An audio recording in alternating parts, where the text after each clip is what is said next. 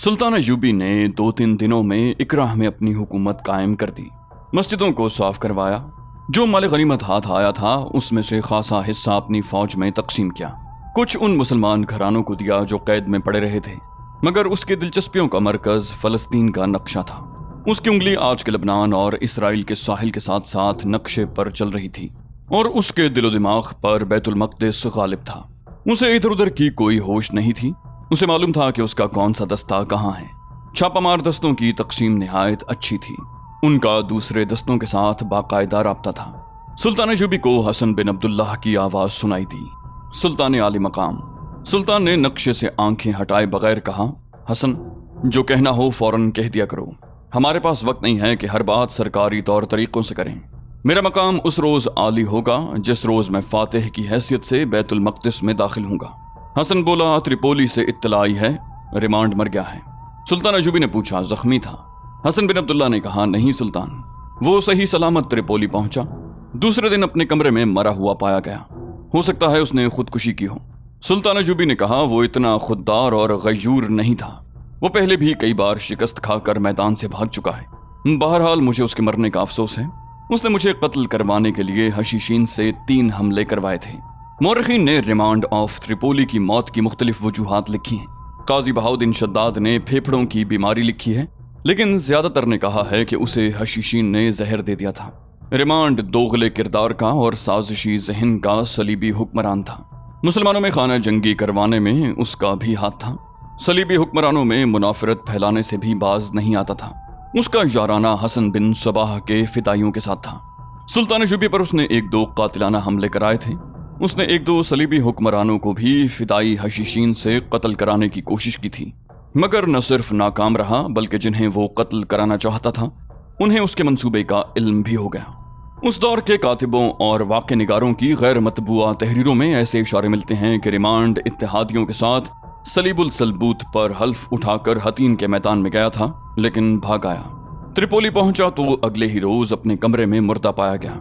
जिंदगी की आखिरी रात हशीशीन का सरदार शेख सन्नान उसके पास गया था। इससे पहले एक और मशहूर सलीबी हुक्मरान बॉल्डविन मर गया था। ये फिरंगियों यानी फ्रैंक्स का जंगजू बादशाह था। बैतुल मक़दिस उसकी अमलदारी में था। बॉल्डविन जंगी उमूर का माहिर था। वो जानता था कि सुल्तान अयूबी बैतुल मक़दिस को फतह करना चाहता है। बॉल्डविन ने बैतुल मक़दिस को बचाने का ये एहतमाम किए रखा कि अपनी फौजें मुसलमान इलाकों में घुमाता फिराता और लड़ता रहा, और ये उसकी काबिलियत का सबूत है कि उसने इज़्ज़ुद्दीन, सैफुद्दीन और गुमश्तकीन को मुत्तहिद करके सुल्तान अयूबी के खिलाफ महाज आरा कर दिया।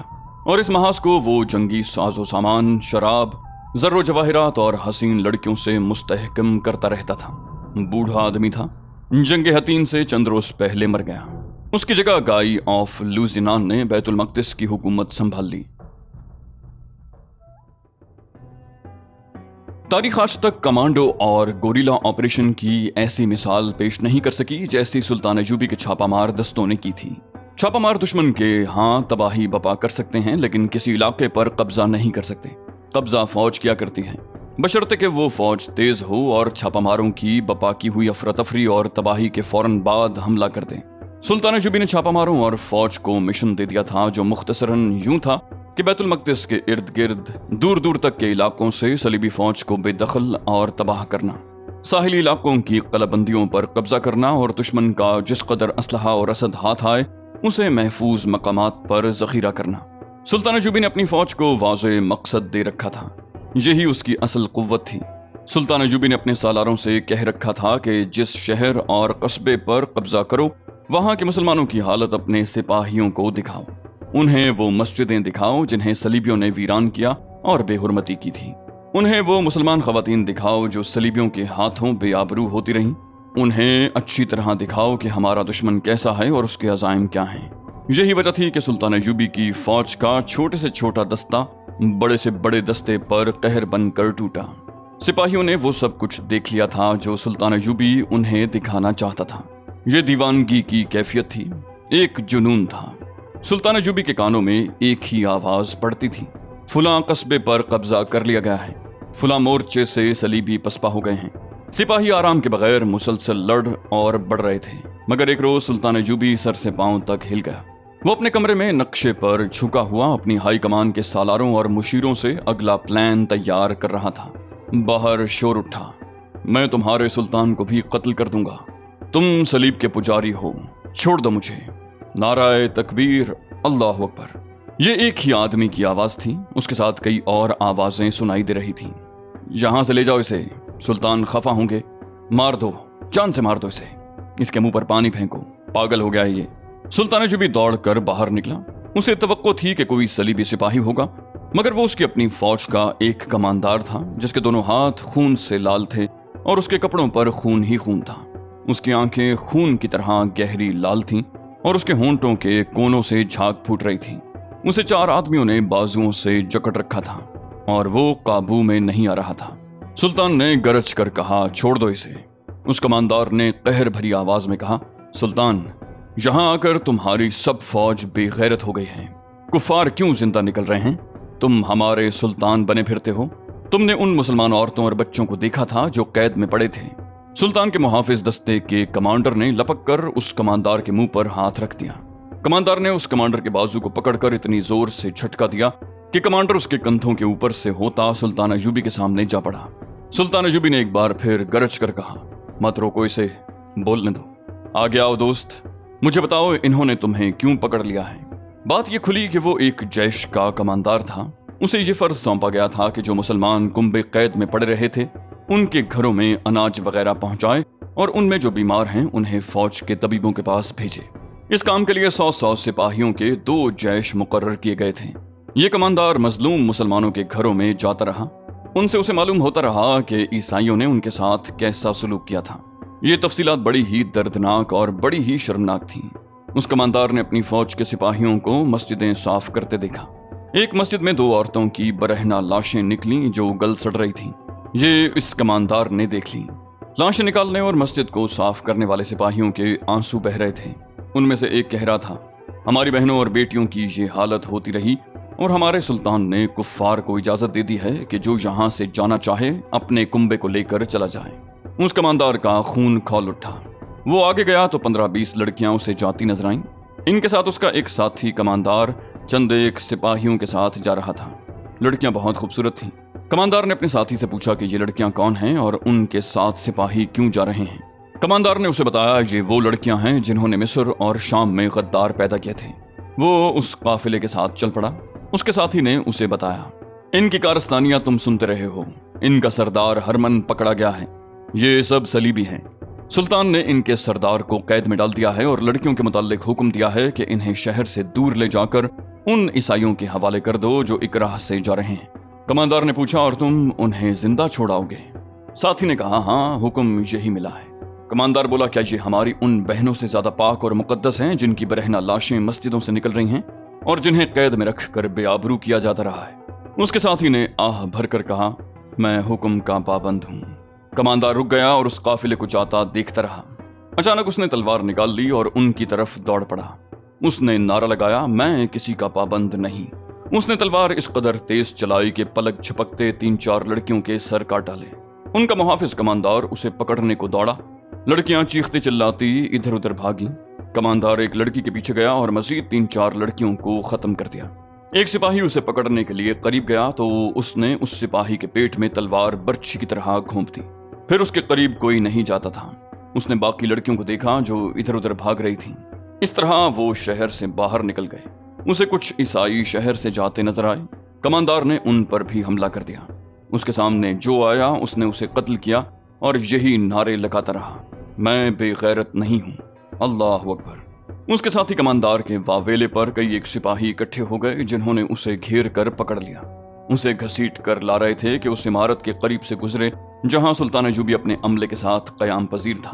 کسی نے کہا کہ اسے سلطان کے عملے کے حوالے کر دو۔ وہ ڈرتے تھے کہ سلطان کے حکم کی خلاف ورزی ہوئی ہے۔ کسی نہتے شہری پر ہاتھ اٹھانے کو جرم قرار دیا گیا تھا۔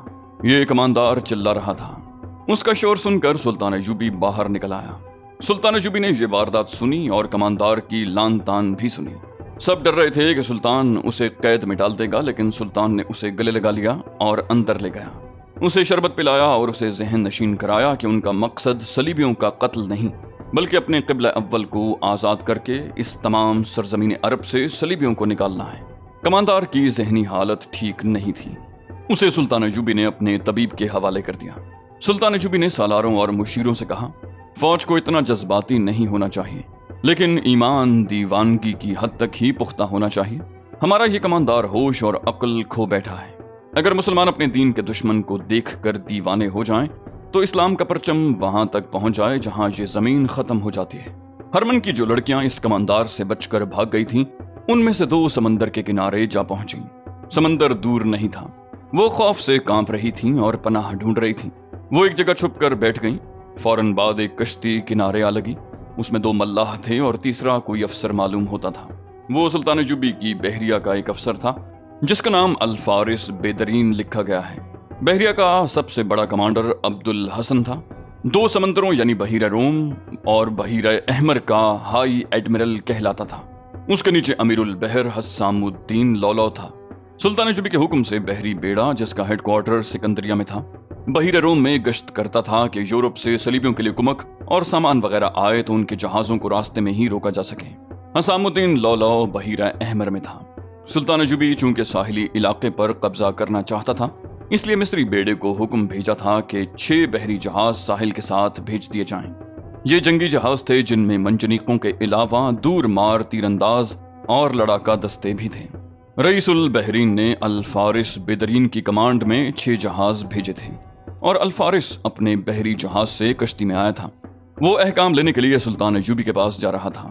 ساحل پر اسے یہ 2 صلیبی لڑکیاں نظر آئیں جو کسانوں کے لباس میں تھیں۔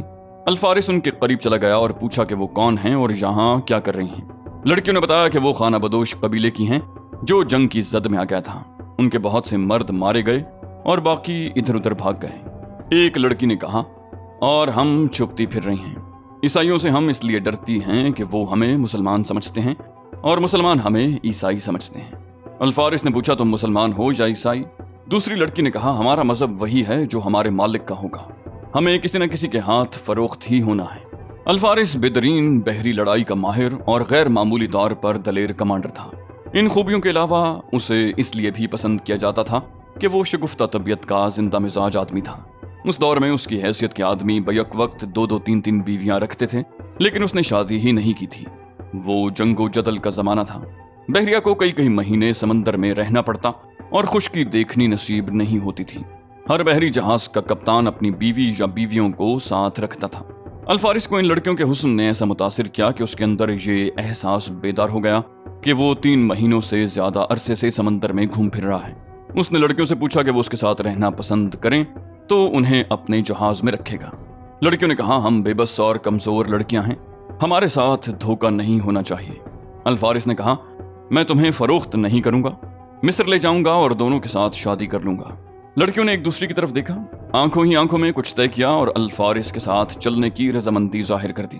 الفارس نے اپنی کشتی کے ملاحوں سے کہا، انہیں میرے جہاز میں لے جاؤ، انہیں میرے کمرے میں کھانا دو اور انہیں وہیں چھوڑ کر واپس یہیں آ جاؤ اور میرا انتظار کرو۔ لڑکیوں کو کشتی میں بٹھا کر الفارس رومانی گیت گنگناتا ایک راہ کو چل دیا۔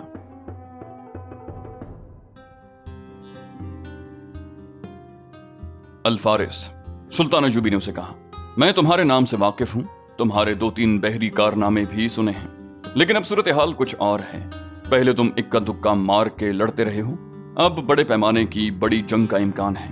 میں بیت المقدس فتح کرنے آیا ہوں، لیکن اس سے پہلے میں تمام بڑی بڑی بندرگاہوں پر قبضہ کرنا اور شمال سے جنوب تک کے ساحلی علاقوں کو اپنی تحویل میں لینا ضروری سمجھتا ہوں۔ ان ساحلی شہروں میں بیروت، ٹائر اور اسقلان بہت اہم ہیں۔ تمہارے ساتھ میرا رابطہ قاصدوں سے ہوگا۔ تمہاری 2 3 کشتیاں ساحل کے ساتھ موجود رہنی چاہیے۔ میں خشکی پر جدھر جاؤں گا تمہیں اطلاع دیتا رہوں گا۔ تمہارے جہاز سمندر میں گشت کرتے رہیں گے۔ تمہارے جہازوں میں اسلحے اور رسد کی کمی تو نہیں ہے؟ الفارس بیدرین نے جواب دیا، ہم ہر لحاظ سے تیار ہو کر آئے ہیں۔ سلطان ایوبی نے کہا، بڑے پیمانے کی جنگ کا بھی امکان ہے۔ صلیبیوں نے حتین میں جو شکست کھائی ہے اور جس برے طریقے سے یہ بھاگے ہیں، یہ دنیا صلیب کے لیے معمولی سا واقعہ نہیں۔ ان کے 4 حکمران میری قید میں ہیں، ایک کو میں نے قتل کر دیا ہے، ریمانڈ مر گیا ہے، ان کا بڑا ہی قابل اور دلیر بادشاہ بالڈون بھی مر گیا ہے، اس کے فرنگی بہت بڑی طاقت ہیں۔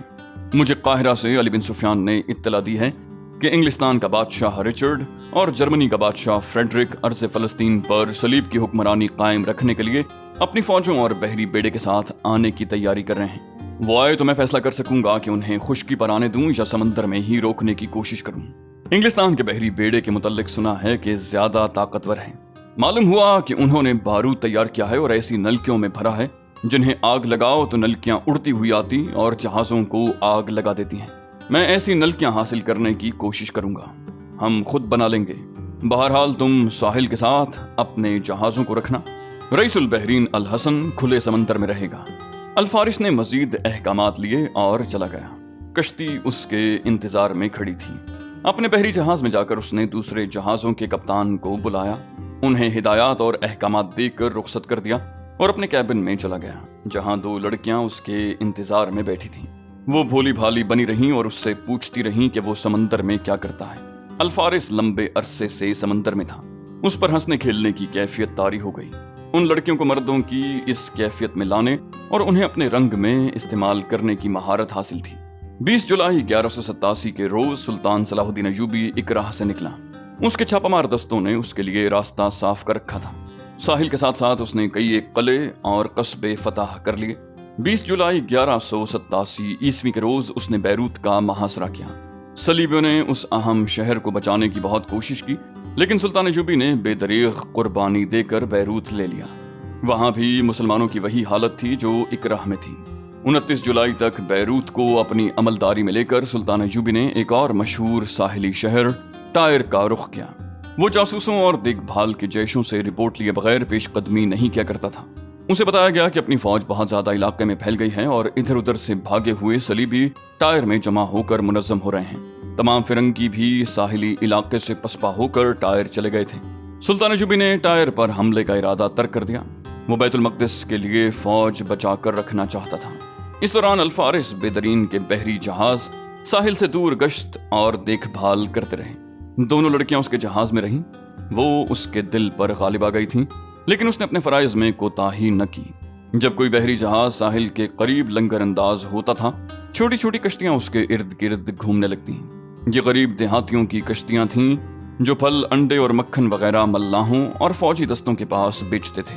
جہازوں کے کپتان ان میں سے کسی کو رسا پھینک کر جہاز میں اٹھا لیتے اور اس سے خشکی کی دنیا کی خبریں سنتے تھے۔ ایک روز الفارس کا جہاز ساحل پر چلا گیا۔ اسے وہاں سے بری فوج کے کسی کماندار سے کچھ پوچھنا تھا۔ دونوں لڑکیاں جہاز کے عرشے پر جنگلے کا سہارا لیے کھڑی تھیں۔ چھوٹی چھوٹی 3-4 کشتیاں آ گئیں، ان میں پھل وغیرہ تھا۔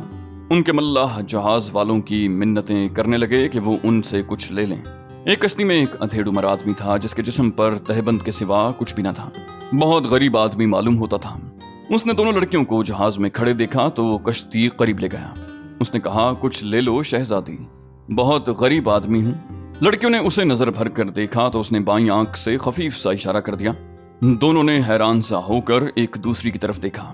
اس آدمی نے ادھر ادھر دیکھ کر سینے پر انگلی اوپر نیچے اور پھر دائیں بائیں چلا کر صلیب کا نشان بنایا۔ ایک لڑکی نے اپنے دائیں ہاتھ کی شہادت کی انگلی پر دوسرے ہاتھ کی شہادت کی انگلی رکھ کر کراس بنایا۔ آدمی مسکرایا۔ ایک لڑکی نے جہاز کے ملاح سے کہا کہ اس آدمی کو اوپر لاؤ۔ ملاحوں کو معلوم تھا کہ یہ لڑکیاں ان کے جہاز کے کپتان کی ہیں، جو تمام جہازوں کا کمانڈر ہیں۔ انہوں نے فوراً رسوں کی سیڑھی پھینکی۔ وہ آدمی ٹوکری میں مختلف چیزیں رکھ کر اوپر لے آیا اور ٹوکری لڑکیوں کے آگے رکھ دی۔ لڑکیاں چیزیں دیکھنے لگیں۔ کسی اور کو ان کے قریب آنے کی جرت نہیں ہو سکتی تھی۔